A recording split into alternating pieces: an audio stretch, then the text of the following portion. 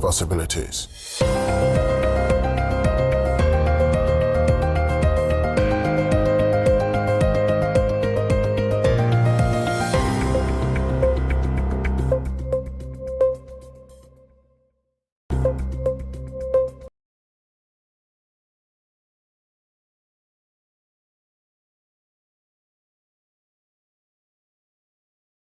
Tenase mumu achi majors wonje mahinwa Coastal Television Begeta near 514 and a peso tasbadi nyame da chai ende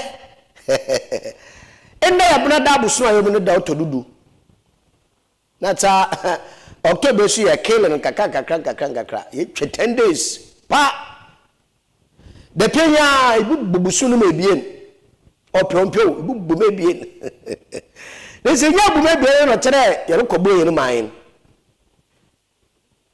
se nya ibu mebien no kire ye rekobo ye no man na minyima hobobo a elebobo ho dikehia bronya bosomen nzanepe mamra kan de pendei ye bosomen ye bu mebien ye ye no pon nti de pira woba no kire ye kuwura bronya bosomenum na bra hobobo anareye e de twan bronya bosomen anape mi mu ahobobo areye emomo twa dwene gyina do na ma kanfa ma oda ye kuwura bronya bosomum. Yes, the month of Christmas ye kuwum wa hobobo aye that sambobo ho anampo merkao we ye fia merkao de ye kuwura bronya bosomenum. And the month of Christmas, no so the birth of our Lord Jesus Christ. It is yame oya dom yi webo yi busunmala na ye kede obo waje nkobi. Ntano pe mo twa dwene jado na makao. Sensesi ho a mpocho hyase na ususu no to. Oh, aka 20 days. And over that 21 days. Into 21 days, it says to susu 10 city obeyain 200. Butum de dibunya. Oh yes. 200 butum de dibunya. Kofe. Na semom anto 10 na ko 20 aba na ko wi ndodo. Anto 20 na ko 50 aba. Boy na awenzi edewi. Dizebo busuni na kelen ntinda anopei mo twa dwene gyere de bosumi obewie yala yekowura oye bronya bosumum nti sanya hobobo biara mesawara anopei hyase na afo ahobobo no fototugua ana fototuye amewrebo ye bosunuma na okere adomene da chehenen na yeji henwa fefefe wo oye bronya bosumunum. Na inda no pay central focus ye bedin komo pa na no pay ye bedin komo na imde anada mbeshebagom enema bi krodo nsemi krodo oye chief justice ne vetting Chief Justice Neverton pa na ya osnala ofano do lawyer wa sorry wa den Chief Justice eja no problem wa sembo court but I pay you don't tinchana and pay bedin kobo Cape Coast Technical University CCTU wedi oye 40 years. Na 40 years no ebusia no ko botwetwe ho.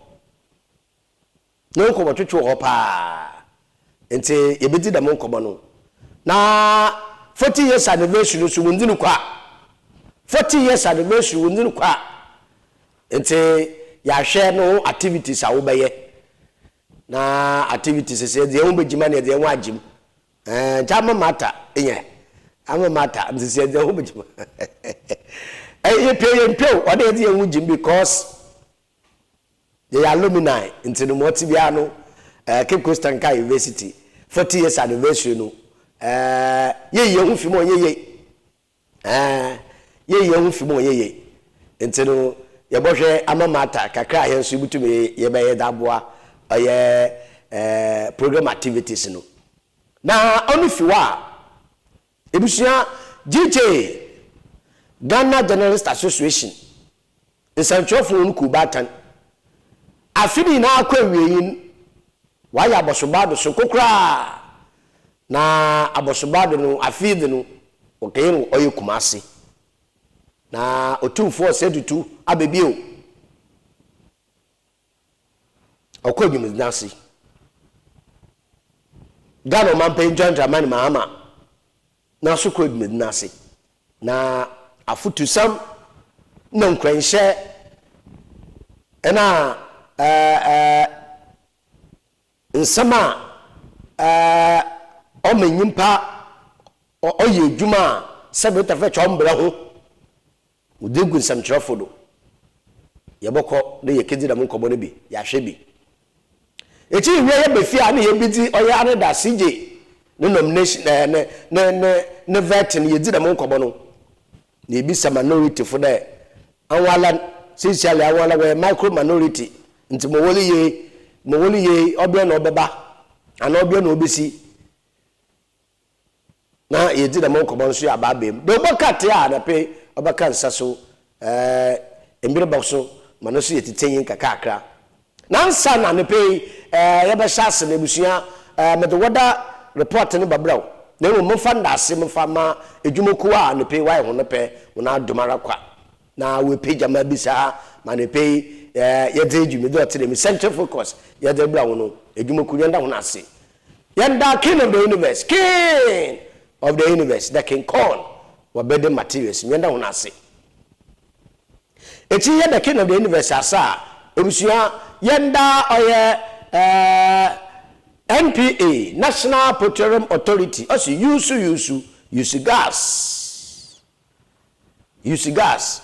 na yada oye diesel gift shop yada no so ase ntejuma ku ba sei na wona dawo mara we so basema and the pay so mede oye center focus mede brahom na mede center focus brahom na me kan fa model Ghana Meteorological Agency yesha sifi wono asoyi Ghana Meteorological Agency was the cat epi abano na cat no ntintintiti ayi de anepei se ehwe yena ye wompa no na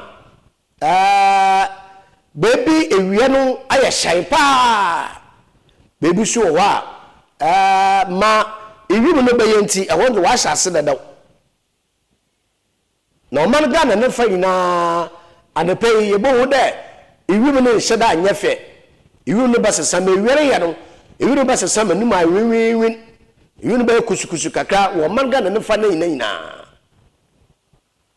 amanga ne fa na nyina ewie no be kusukusu kakra na ye na ye wo oye etifido mantom no on the ewie no be osin osuwa movable na ewie na no be ye dzem ntino ode hona wano yabu amende na wode won wodo so de bo amende de won woda ina no yesere so de anepe yen temperature mo be yeyi hena ye coastal belt me champa no mpa no temperature no akofom kran obaye 23 degrees Celsius okosora obaye 32 degrees Celsius the mala na ye wo kwam no so yen temperature akofom kran no obaye 22 degrees Celsius akosoro no obaye 34 degrees Celsius echi nye na ye wo etifido mantom no ye shede so de yen temperature akofom a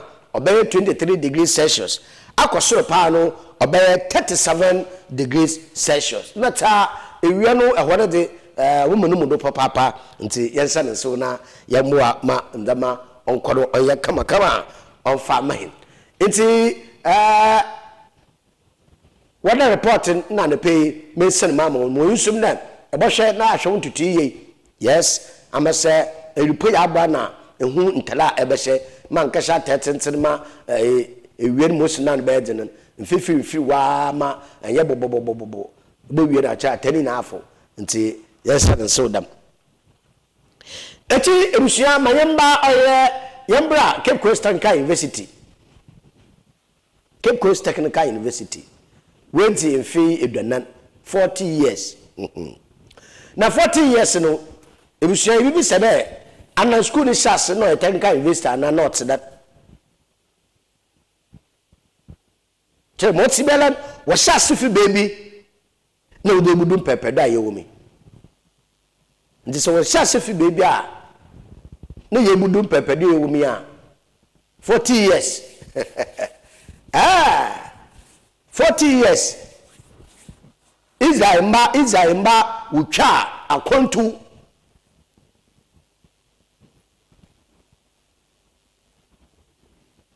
Izaimba ucha akontu efi popopo de nan ni na wonam sano do wakwa pro wa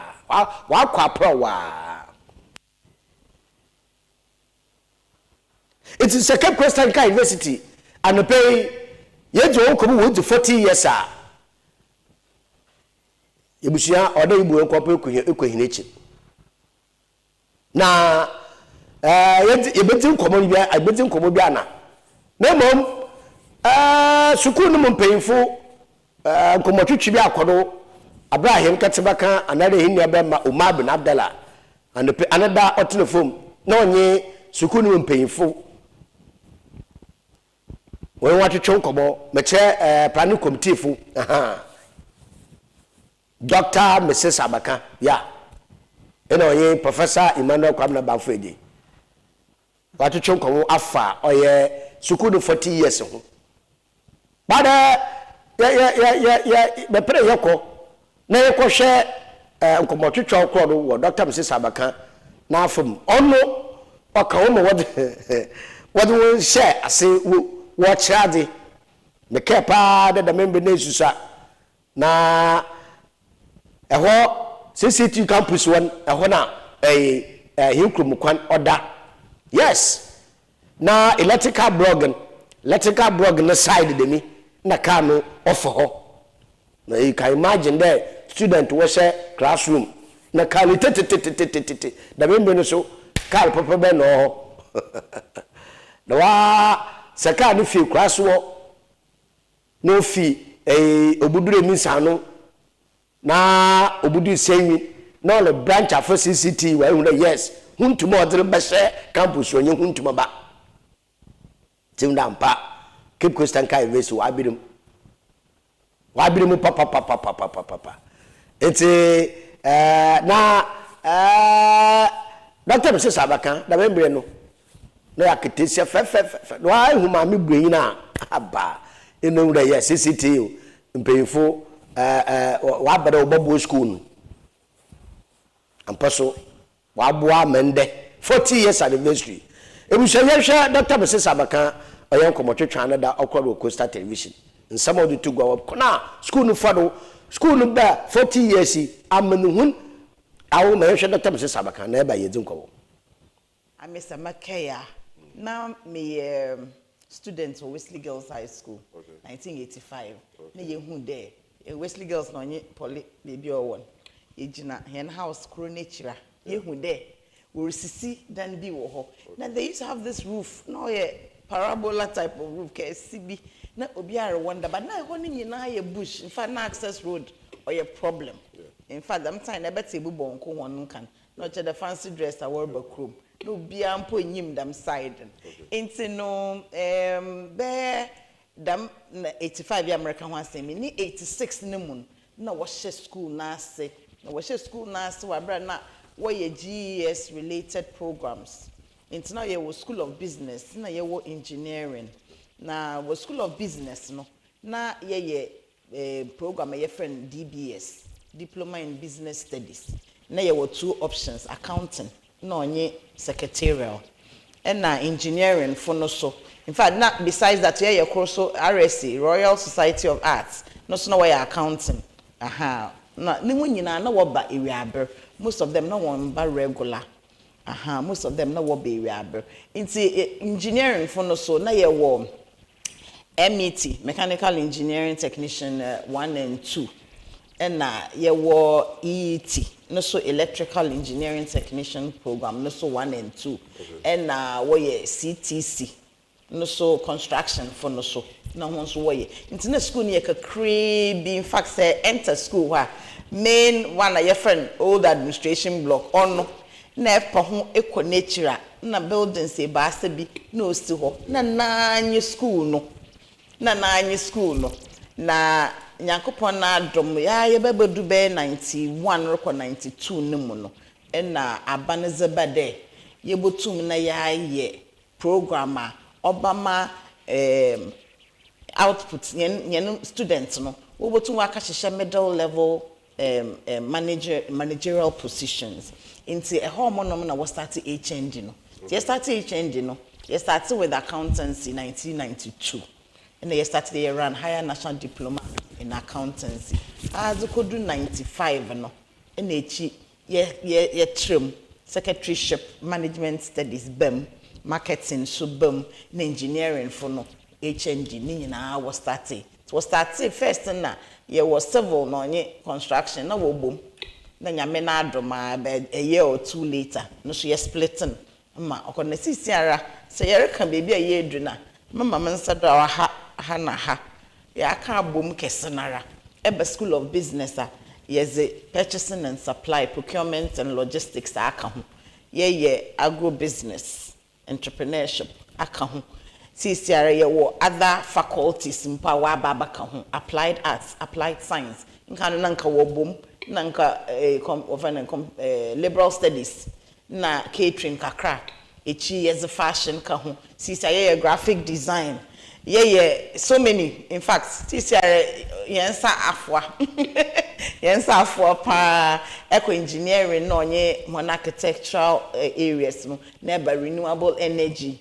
funo sha yakwa enyim irazinye he na eziniye 40 years na se yetene ye nsa na yeka programs a ono ndanche mpa infrastructure road network ena wo friend den classroom blocks and a new office block faculties ni bi etume moving na sister ya attress we show aerial picture of the school na ehu there ya trankasa nyimpa abam teachers no this time when I'm campus mpa mu teachers lectures ni bia ehu de minyim one it's now it's big first no a small community you can know everybody now it's not like that at all now I think that the impact of that is great usande yen students are worry no CCR no what attach over 30 years products ya hwe hwana CCR we head of institutions work it positions akesa eba business one we into financial no wo in there were ministers simple there were chief executives there were so many eco northern region if I go around there here students warrior attachments na you go there and you realize that penyifo na warrior HR washer one na azini nyina fa warrior CCTU trained na oya hoho me for instance when I go out it's overwhelming for me to see how far we have come into me just the impact no why great yedechi Cape Coast Technical University yedechi fi oya fiti sa ati ya fiti oya polytechnic fiti polytechnic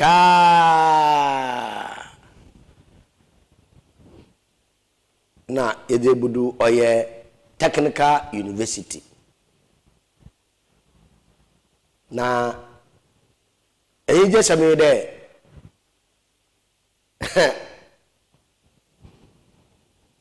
fidamembe na de besi bebe pempeda yedi there is a challenges how na teteze wa fobi mo pa especially mbroba ma bana bato na ase no the infrastructures meche adansi that will be your offices yɛn ma America sɛ na ɔka biribi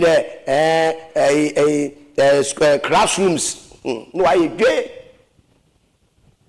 na menyim pefe dɛ wɔn akɔno mpom ɔbɛyɛ fiti eyifoɔ gyanhyɛ no do dze kɔyɛ CCTU me ka sɛ the communities wɔ pii da membere sɛ elfo car wɔ abɔ na kɔ CCTU abɛte policefoɔ tɛtɛ policefoɔ tɛtɛ but eyi gye sɛba anamo kan dɛ is it eyi gye sɛba na dɛ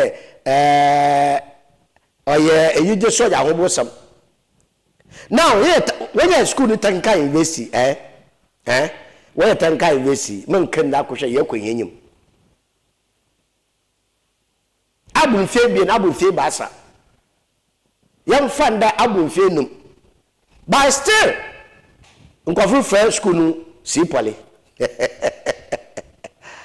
ono na mentasem na I need to command that to Ghana currency and pay you. Sikana yet work to was a suffer for Laban and never Ghana ceded. Wakala no was not fair and Kanu 2 million. No, sorry, fair. It Wakasi City wasn't kind of simply. How? I mean, how? Mentasi on Mentasem. Na ekobotwetwe mu no obande ohobem pa na school no fam challenges ben pa na school no fam ana wa fam ebudu pepeda we na still asat now no school no wa how na atete a untum solve problem asat now na yekasa school no odin sesi no ba hostel coaching hostel coaching yes offer them okita population but him say na coaching nkani na communities num sewi na naba ebubonko emisano bese krom danko krom amoyaw dam 8 communities ayeka wasem dam nkofo no waje community no waje student population ina but the question is school no community no relationship on what's that school no community no wonu kitamudi what's that awo mayen hwe challenges a school no mpefu wo fam na mu gura so wo fam ya hwamra na yenzi nkomo offer accommodation if the young student population on Dawson around getting to 6,000 on Dawson other universities are 80,000 even 60,000 and the rest all these ones no there accommodation or also hostels but then by CCTU hostel a group and also it will accommodate less than 10% of the student population. I think hostel no accommodate 300.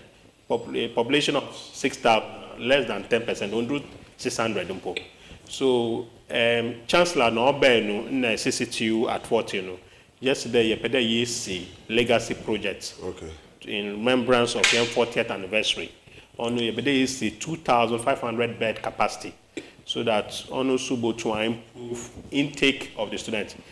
Nkofu P wopede wo ba CCTU be yenyi accommodation. Okay. And because of that we need 3 and 5 on campus no 90% of the students know what bunkos and those areas no.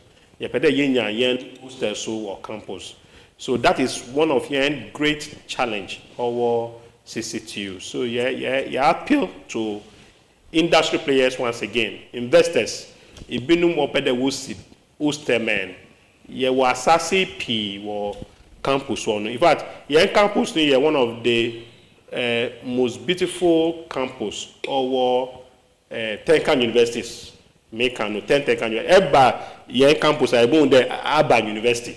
Ibinum eko one dina, I born there probably wako me peda me boys in be Ako baby be yenze no ehun there e peda e ba university a e bodru yen gate mpo a ehun there university e ba university ankasa so you was asase wo be yen difficult you know your accommodation hostel so since ofu obutu aba we be your partnership with university people obutu is then in the next 20-30 years obutu we transfer ownership no to university after we nya one sikano for you know so you pay then your accommodation so investor ATN wherever you are in the world sisa ombra CCTU omboboen your pay accommodation was CCTU chancellor so why as also there on so obesity edeno so men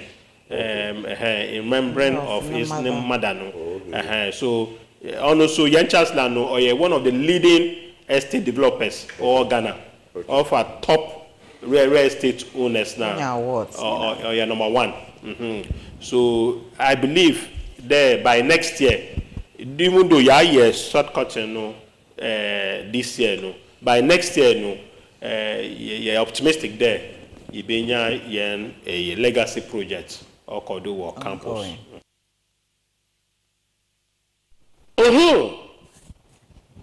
It's not still challenges in war on a mechanic. Student population make a seminar community na waji. Community na waji. But yabada oye school mumpe fasi. Usanna say usisi mfande asam kalo. So usisi hostels are into community by the way develop. Usande young ken na kusha CCT ana former polytechnic beno obo community no pa ona na emem da ma sesiare ebu bonku ni din wasesa onsesa yo batinde eke che bi da ekwu bonku a obi sara onne himfa kire ka bonku sa student yalo student ya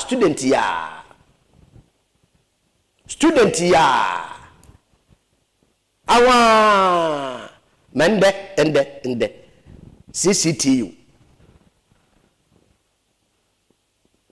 iti oma dame oma community sinya shas de wuri nyin ntam no mpanyifo na most umpeno echi usi de mpa de be wora eto ba fun polo wa se create room ni student won ho kire won na so ya me na domande CCT only 40 years wa me mi sanu ebu bonko senwi na naba we develop fast chere community na tumpu would need 40 years him baba asam ko ho komoku ho pa yebedi na me be said the impact of that community one community no we yin fast we grow fast yes community yin but me say we apart from community no mu we confess no ho wa bo ta asase ntam mo community na develop say me kese ekobonku sa inya asase ho ibi asase kire bi ne de na o tara mo ekomi sana inya asase ho na sewi na na bompa asase bi anyo asase ya asa na akọ besekrum yes father besekrum am besekrum unso po asase na asa because chi oba na lectures na ngisa ya me wa be mo wacha do anwo so po wa preda wo binya wan kasa so won accommodation o say na CCT na accommodation no sa until lectures students wo wie so anwa so ya me wa do mo wunye adwuma ye no wudin cape coast so wo preda obesi na no but development no kodo no ebusia awo ehwo no ma ebabo ho but let's focus on CCTU 40 years anniversary me focus on 40 years anniversary na da bon ko be busy in biribi a wo ba sisi a yi dafe nti ye mfa nkeka wo bi ankeka ho yes yi dafe 40 years ye mfa nkeka wo bi ankeka ho but the activities are we bear 40 years in them na benefit of communities ni be ya center focus nya samanyen o say na community develop no CCT develop no other affect CCT no development or affect community no yes but the community no ma ebusuafo onyefe yes yako community no onyefe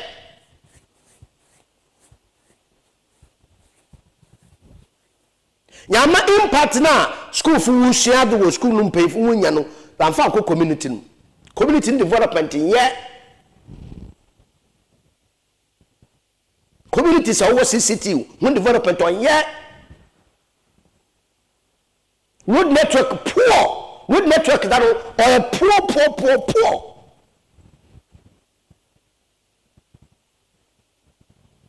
sisi a ye kese emisano eno yin sen na ba se ha me de sumna me jet ho a mbro ba ye ma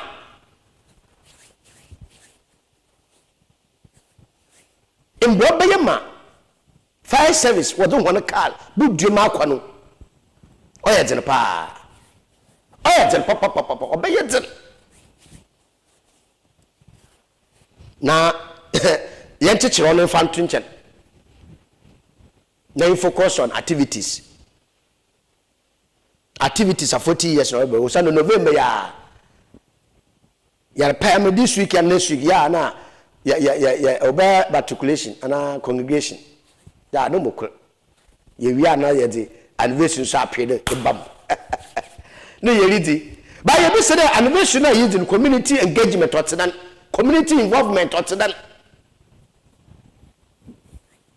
40 years anniversary community involvement otedan yinyimala ebuso me yakosha activities na yeba yedin komonto komotwa Umar bin Abdallah telefon no with the program outline to go activities obokodo with the tugwa yehwa activities ni bi na yembra emedin komo what's the life begins at 40. Thank you. Na abrabona hyase no almost moto de enya enjo na isisi wana muni ye nti onto ade ebezi 40 no na at least ehu de sisiara ekwan da wenyim ma akotwe ofan challenges bia enyinya biara no sisiara e overcome na etuma forge ahead nti say you celebrate na yetum ye create awareness ama dodo ehu de school no wa ba nenyim wenyim we dum pempenso a ebotum as what amabo netamano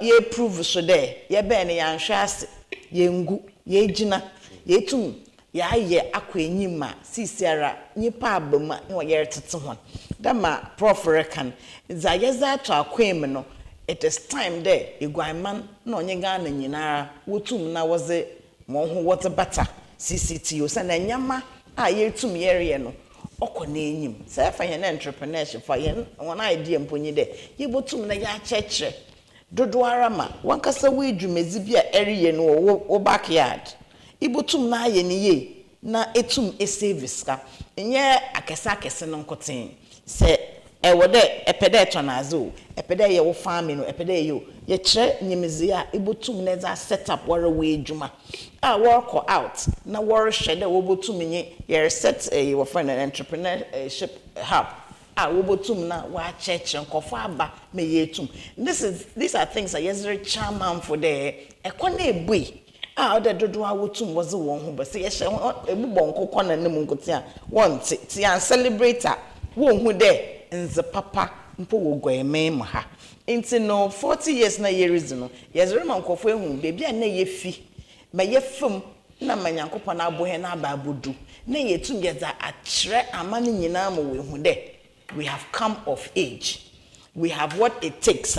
Yebutum na yeza forge ahead. na dodowara won say yinsifom obi enyi wo botum aba CCTU ndere koi no beka de ontumi nye bibi ngina do na emum obotum wenyansa no dwuma bi wenyanyimzi bi we anya what we call collaboration we mate anyi hon be sheshia no ibi wo tema ibi wo kumasi ibi wo de assembly basisi ara yetum ye rally behind each other na ye collaborate na ye nyama akese na say School of Business when you and our partner war bana wa ba chirenkofo wo ba ye online na ibotum na esuaze wa bra emba ho introduce another area yeroko into it distance learning and all I mean to me are rich other places say and celebrate na ya dede wo ho na ye blow yan trumpeter wonderful blow amahen it is time so there ye na alumni ni nyina no yerizi wo ba ke de muko school wo ho but muntumi nko back nko ye hwe. It's an opening for the alumni to also come on board and see that school na wokweno. In fact, school biara wa ye na alumni. O ye won na ya cha ho na azaba sen no na nyankopon na abo ho no we ko gine beebi na ho nso wosan wo ba na they come and give back to the university that brought them up. Into these are some of the reasons in 40 years year trumpet so hard. University no ye launch no last year no. Okay. Na yezi chere de ye de ye ne ho ezi de ya crowd de ye pede yezi 40 years no. Inti no ye no yezi ba gates ye I think the mo pictures were how we the launch no ye no ye ne gate na no na nanom na ze wo be na mpanyimfo wo be betena ase dam time ne council chair no so be na yetumi ye dam time ne mu na ye logo 40 years anniversary logo ya wo hu fefefe wi na ho na ye launch na ya unveil ni nyina wo gate fefefe ono nature no ye wo friend den float na yeze brass band na nyom no sebo na yeze track na yeze ba chrome ye hye hen t-shirt yeze kire guaman nyina de ya hye hen anniversary na ase in the Ghana ye t-shirt pa ono na yetum yedzizi afi o ye nti ye float ni nyina ye wie no echi ne ye inaugural lecture yeze osaberima nizi na yeze todo lecture series ye no Nat Hall na yen professor no ka say fa koto izina oda yen no do koto na no ho mfa so na aza yebotumi esu efi koto no ma obotumi aboa iguaman ma wetum wegina dam characteristics no do na yeze apin akọ enyim na ofi osaberima lecture no so October investiture dam time no yen first chancellor CCTU enya no when they were vice chancellor they were chancellor sha ohwe school ni nyina do na first time ayenye bi kra into honor na Dr.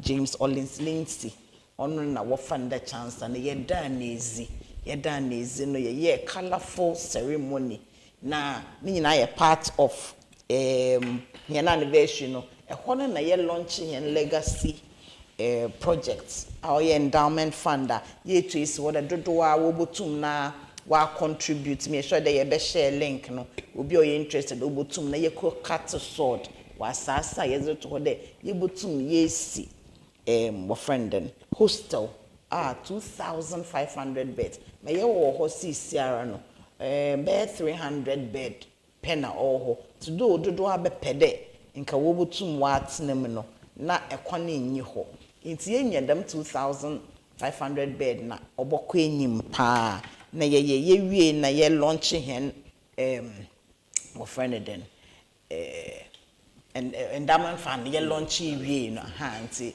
yen fundraising committee in worry hu adwuma zinzinzin na activities na ye no ebinye ye health screening so kakra ye games so kakra ni nyina we involve students na onye staff enyije apart from that also yen second inaugural lecture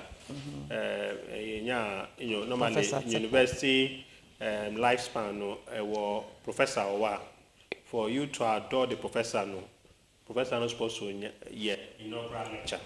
So that is the second one. Yeah, so the existence of the Polytechnic and Technical universities, two inaugural lectures in terms of professorial. That is Professor Lawrence Atepo in a year Professor Owusu Minta on the tourism department, and then Professor Atepo so mechanical department. So those are the two inaugural professorial lectures here. So those are the activities within last year of young protection of young anniversary. In fact, you're supposed to conclude young anniversary in February this year, but young gap at that time yenya council. So yenya council so young government advisory board or universities So that's why you are delayed till now. So the month of November, be climax of the events. So you shall say with publicity of television publicity and Coastal TV, where you are the first television or Ghana to have given us this opportunity. That's CP Coastal TV. From next week going. You be more events. So for you call GTV or Accra next week on the 20th. You kebo dewu for Nyamanu Yakano. In the following day, no be 21st. 21st, you identify bonkus. You there you were Ikrokro or CCTV area one. You were bonkus, Nanaba, you were Emisano. In fact, you touch the lives of all the schools.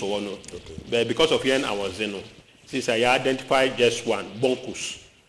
So you have Bonkus, one primary school, basic school, you have donation. Come on, dual decks. Books. So you know, basic level. But you better catch them young. So you identify basic level, class, kindergarten, bonkus no only kindergarten also. You better share primary one or one, so that the next 40 years time, those primary one, but okay, you started from this level, So that is on the 21st. You better call bonkus like a donation. It's on your nanko. Yeah. What do you know? Okay. Exciting Sunday. I think the 23rd, You be dam. What do you know? Students were school levels. Na ye bisa hono sam. Ma wonyim fa hena abakwa sam ho. Ma wonyim fa ezin po ye za atoto blocks do. Na experiences na ze ma wa akodo ni nyina ma. No so ye part of showcasing CCTU to the world. Inti whilst I worry and nkofo bo the san dem school dam na offer ye ho. Ti students no ye bo na aba do pa de wo sua. Dama so na enyeme ya ye cheche yi bi. Enyama ye tum ya ye bibi ye friend innovation fair. Ye be ye damaze no 26th November. Ye be departments ni nyina wo be showcase enyama ho na ye. Na ye invite to schools and na neighbors na wo yen ho no na dodoara alumni na ejuma wo central region he nyina na was when you about them partnership na yereka no industry players no when they come they will see at first hand as I yetumi aye the science behind it na any impacts na any efficiency na azini nyina wo babo ho a wo botu wa partner with us na we tum na wa boy hen patents and be hands but na wo boy hen na ye tum na ya ye ono so ye besan so ya ye grand deba okay na sana ye be grand deba no ye be ye lecture public lecture cross na galamse ya wa be a ye nyina ye yenyenyo dumi o de ye hu ye boy ye hu ba no wo asase na iraziza amehen na nsu water bodies a yankopon za ache hen no na yetumi enso ya add hen voice na ye wo kukudama one research into them area ya wo hunyimzie wo baba na wonye hen ababa kasa ebi po ho oye hen past student prof botum wa kan bi atio do wodam wo friend then public lecture no them time no mu no so ye be launch research report. To them many be research and ye hu de ye showcase to the world that we are indeed involved in research. Inti hen ranking. Ye na za ye no odo ahen wo world ni mu na ye hu baby a hen research no we could do. Inti eba publicize some of the research reports that has come up. Na Grand Urban America no ono ye be ya awards so.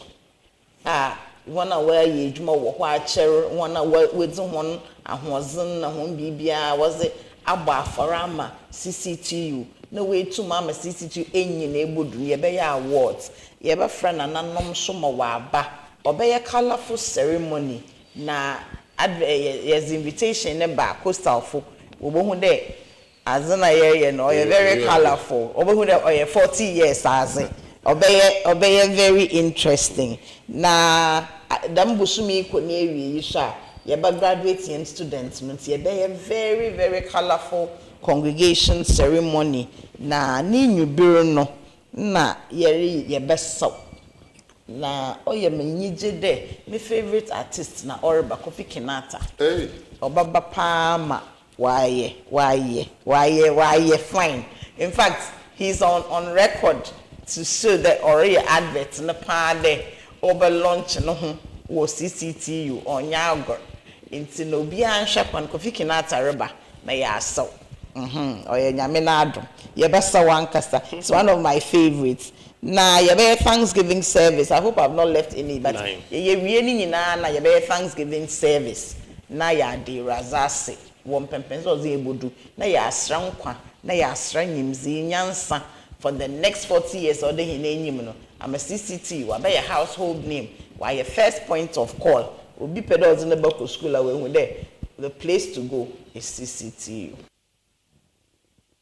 Emsia activities ni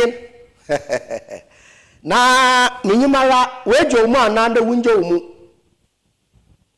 activities na wabobare wejo mu anande wunjo mu. Yes minyimpefe de minyimpefe de wunjo mu. Yes wunjo mu kra activities from left and right obia ne duwom obia ne duwom ye beda hunase ye beda CCT wase. Now giving back to the community oye donation wakayama oye bonkusi no oye papa oye papa na ayede bia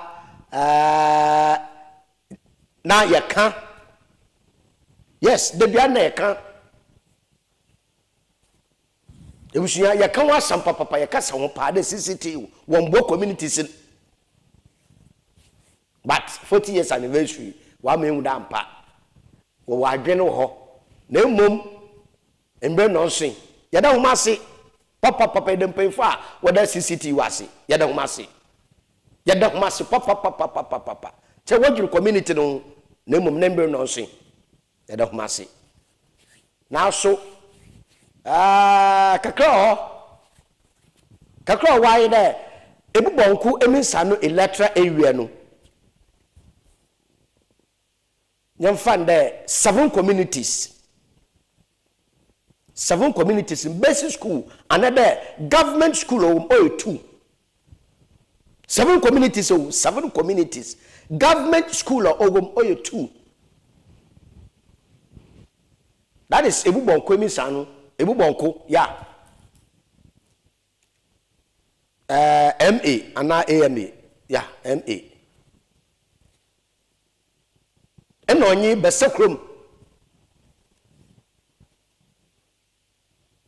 until basic school community or the electoral area in way 2. No way 2 are first thing first. Ebubonko school no in Kanabay. Basic crime that Dania him binum yane deda kakaya ye. Usanda na adisha wofi basakrum wofi danko krum 1 to 3 kilometers. One out to 3 kilometers and son will do bonkus school. Ne shall see ye de da neja. Yamina doma. Honorable Ebo Batinodro. Yes. No honorable Barbara Ashesi. Yes. These 2 MPC. Na sesiare Kwame Mintenya kono so ogudu olobuan kakakra. Honorable Ebo Batinodro. Na brodo. Na ya ken meja. Obama classroom. Na yesha sede ye page school no. Nti yabese CCTV. Mpanyifo a woda no mpanyifo mesra homa mpanyin ebube de so amana na retwintafo a ema akodo na nya kwa. Mbocho manka nchana mo lobby mbocho nyoye lobby that's how we to be nyoye lobby ni ade chiri se so I love you pa te no kwandai atase osana the main na as we are speaking majority of CCTU lecturers what's the best room yes it is a Yamina Dumala Ghana Education Service watching ase no we distance am from Nantu fi community num na wo bonku school na we page school for face besekrum na wo dama other communities in there yen so yen ko ne yen kwan no duntwa yeda na ase yeda education for ase and am pass besekrum school bobad no what go there and see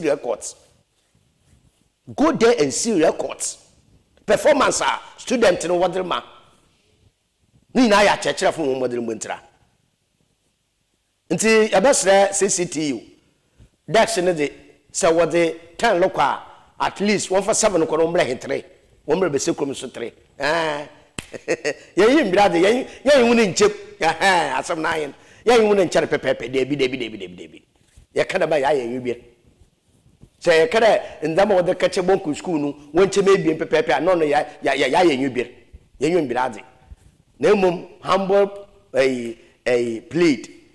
Yend Tesla that's dual Dexon with the 10 local. I won't for 7 o'clock hintre.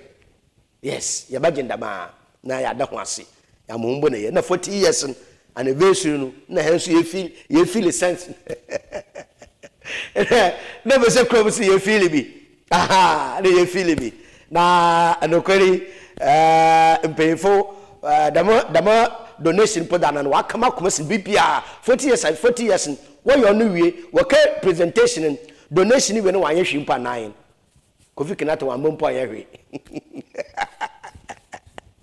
the donation ampo wa kill 40 years anniversary no yes the donation wa kill 40 years anniversary osande bonku school no a osuo no na bibi na makapiti ho ndama sheda nkodo school ndama sheda nkodo and inyonu wasam na ebaka nende yes school no si wono maka champion fa wodi donation boko school no si wono osuwo de nkanu pefo kasen bi osuwo de oye nantwibin yes ibu hu da no so na wo by na se party teche kra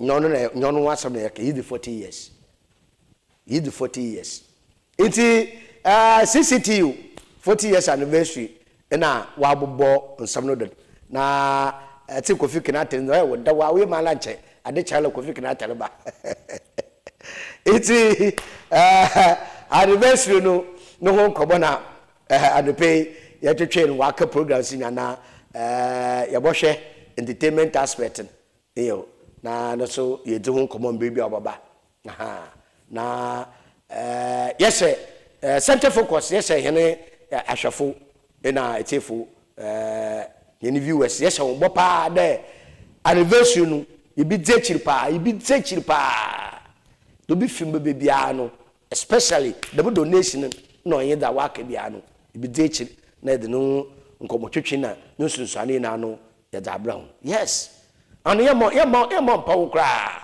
ebusia yemo pa ho center focus ye de babra ho pa nti kakra hoye ebusia ma menjina oye CCTU won komo twetwe do na anape ma menda mo homra baba de ubakata bakasa na apodo mitanyi ekwa na ebe na mo asa na nkomo twetwe bia won so ya makwan ma nkomo twetwe na abado me na ye homra sisi ana efo de ubakata na apodo so efa mote yawo enkwamra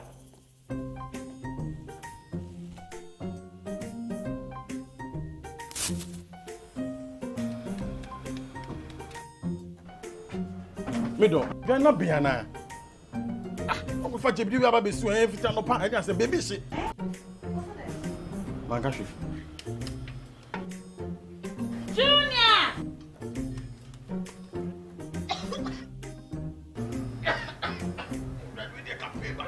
I'm saying so enough for me, do you know? Sister Cospa, ain't you winning gas? I'm using the why. Why?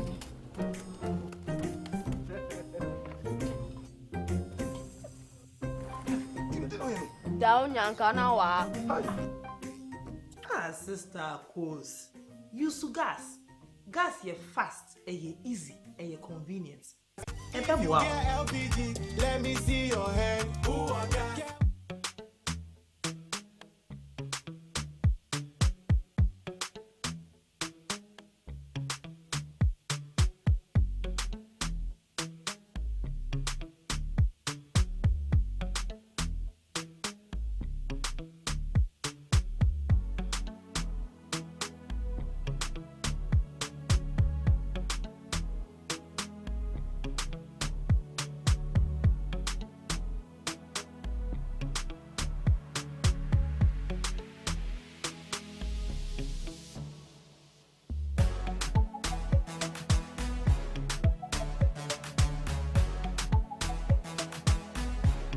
Sell gift shop, a place you can rely on.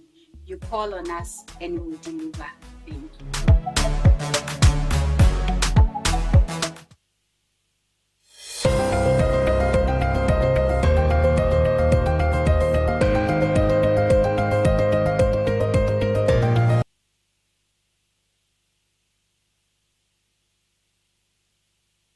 Ebusham samu akwa mo atena se membe no ayebe na yerboko yade yamfado ubakata bakansa anpe napod kakra no intitim mo wansa na nkomotwetwe no ayakrado na wabo wakurum mekese Omar bin Abdul ore ye women napod den kra eti ayefoderi graphic okokrokore shase na deri graphic wa begwado areda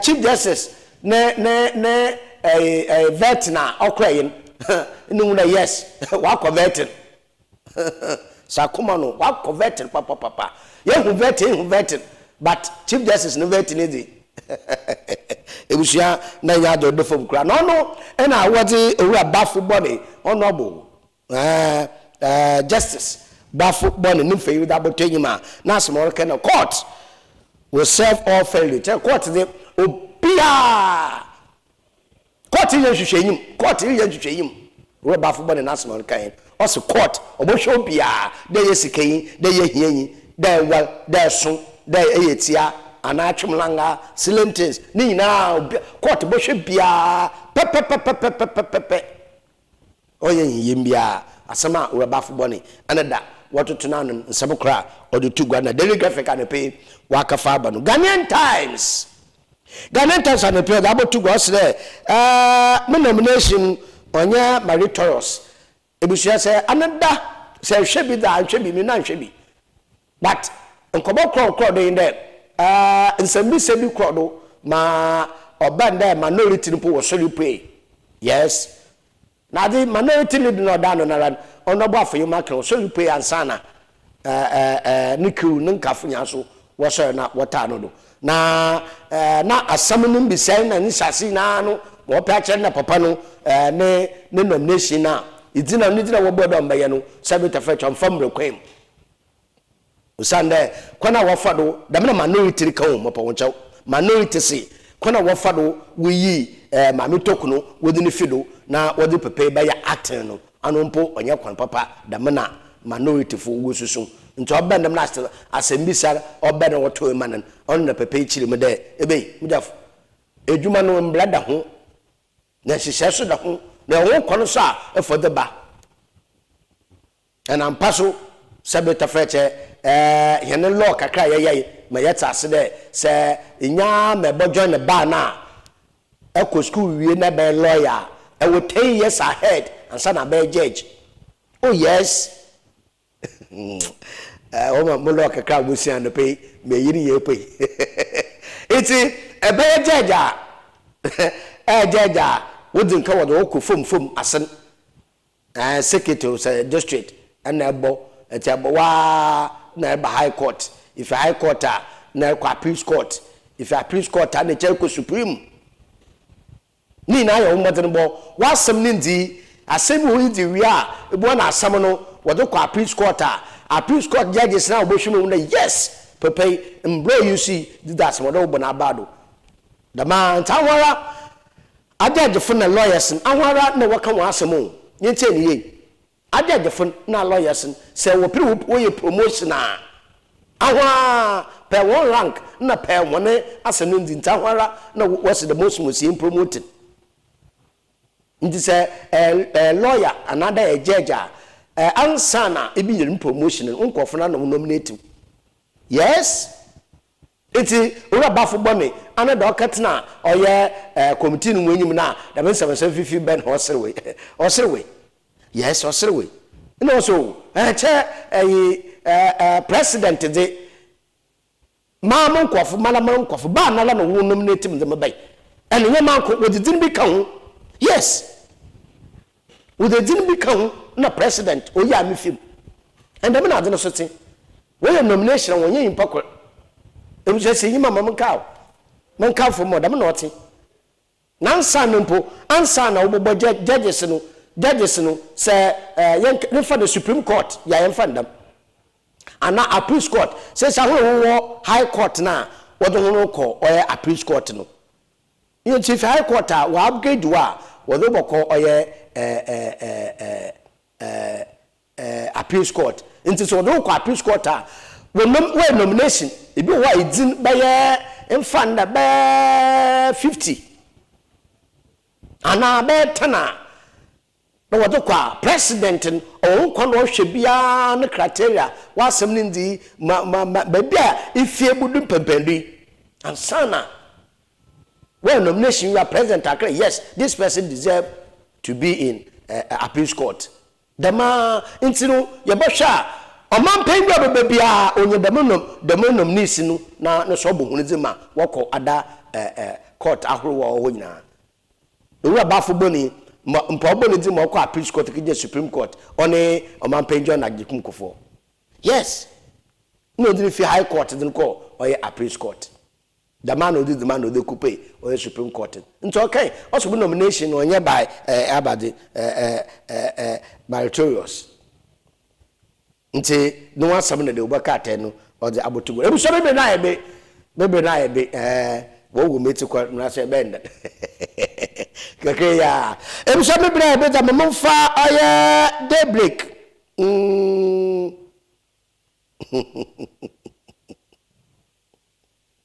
minority in a war reject oye disputed bafu boni no so do o say I fear atai we bafu boni no feyin do daybreak do beka tell mo de ben oh ebusia observer so aba oye mambe na ambe na so nti mo fa ndase mo fa ma diesel gift shop also tade na charge na ndase so nko so mo fa ma NPA National Petroleum Authority also use gas do wufie onya kama da ba nti papa use gas ai ba me use gas use gas no wufie akono na king of the universe the king corn wa bede materials king of the universe the king corn wa bede materials una dawroma